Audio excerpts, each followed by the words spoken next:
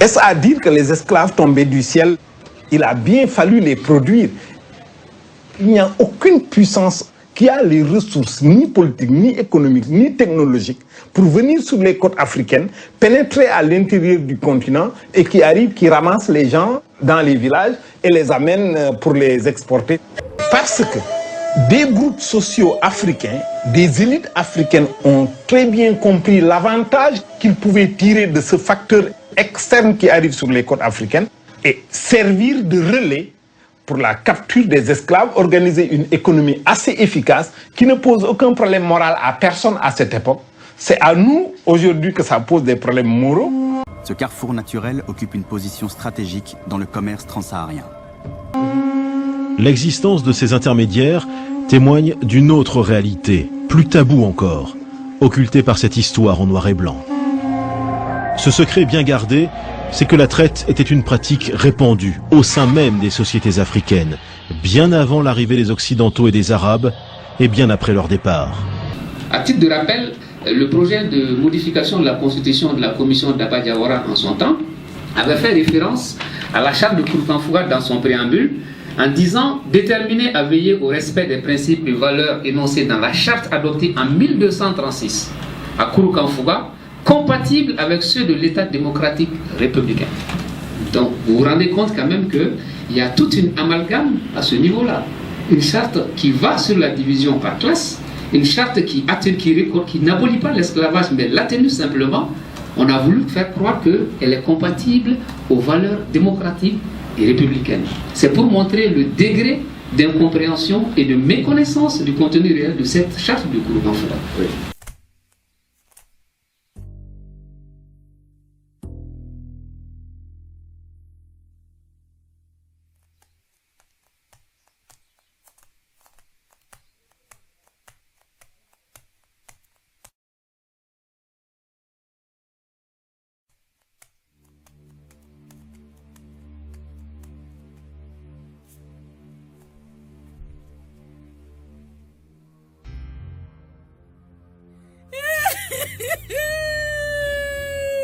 Venez,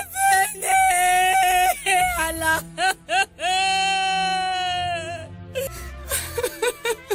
Mon fils récupère ce qui lui est dû. Ceux qui ne sont pas d'accord seront éliminés. Sassouma, tu crois qu'une alliance avec Soumanguru est une solution? C'est une amitié entre la poule et la pierre. Votre complot est fini. On sait tous que ce sont les mensonges de ton père qui t'ont amené ici. Je ne te permets pas d'insulter mon père. Toi, Sogolon, tu n'aurais jamais eu de mari sans cette prédiction mensongère. Mais tout ça, c'est fini. C'est... Majesté, il y a des vieux qui veulent entrer. Ils disent qu'ils sont des notables. Qu'est-ce qu'ils veulent? Ce sont eux qui organisent les obsèques, non? Oh, on nous a signalé des pleurs venant du palais. Accompagne-les avec des soldats. Le griot peut vous laisser en famille, hein? Non?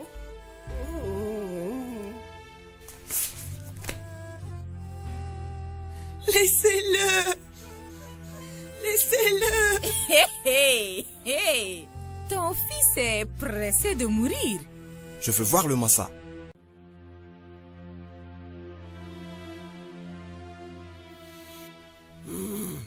C'est officiel.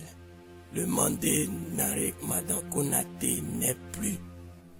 La nouvelle doit être portée aux quatre coins du Mandé pour qu'on puisse procéder à l'inhumation puis à la succession.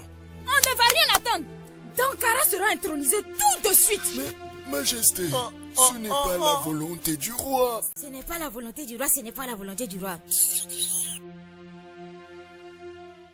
Assieds-toi. Assieds-toi. Où? Sur le trône?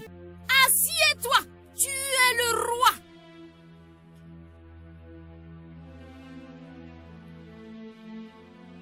Maintenant, faites votre travail. La canne royale.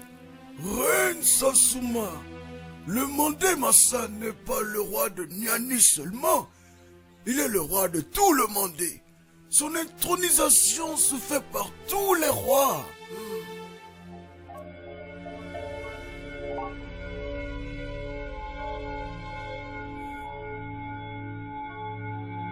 On ne peut rien faire, juré. On ne peut rien faire, Majesté. Ce n'est pas nous. Seul un roi choisi par les ancêtres peut donner vie et éclat à la canne royale. Sinon, un grand malheur s'abattra sur notre royaume. On s'en fout! Dankara est le roi et il le restera. Un jour, manquant de condiments, Sogolon s'en alla demander à sa coépouse de lui donner quelques feuilles de baobab pour préparer son repas. L'impitoyable Sassouma refuse et l'humilie devant toute la cour. Alors Sundiata, voyant sa mère humiliée en pleurs, décide de marcher. Il demande à son griot attitré, Bala Fasike Kouyaté, que lui a adjoint son défunt père, de lui apporter une canne pour l'aider à se lever.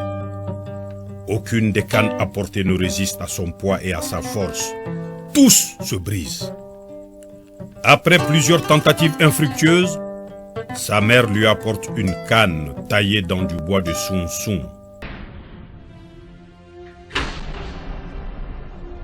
Oh, le jour est enfin arrivé, le réveil tant attendu du lion. Oh, Sundiata, vas-y, avance ton destin. Oui, Niani, oh Mandé, voici ton nouveau roi. Le roi Sundiata, roi. C'est la propre prédiction. Sundiata, déterminé, se saisit de la canne d'une seule main et se hisse difficilement, mais arrive à se tenir sur ses jambes. Sundiata, fils de Naremagan et de Sogolon Conté. Il met alors un pied devant l'autre. Celui qui fut surnommé Homme Buffle, Homme Panthère, Homme Lion. Un pas suit un autre pas.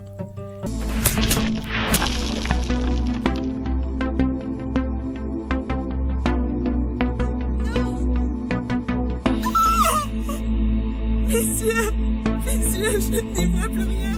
Messieurs,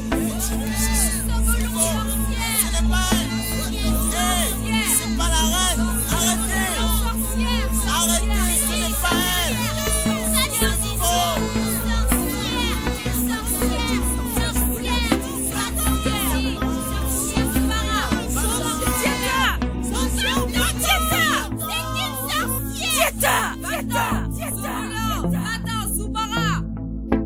Saisis ton destin, fils.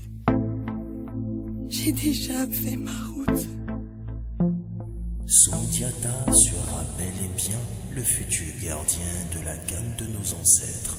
Rien n'est à discuter. L'exil les conduira de pays en pays, car personne ne veut les garder assez longtemps pour ne pas s'attirer la rage du roi Dangrantouma ou de son allié Soumanguru. Ils sont accueillis à Mema comme des héros pour y avoir sauvé la vie de l'unique héritier du trône du nom de Kamalin Kende. Ils s'établissent finalement à Mema, au nord de l'actuel Ségou.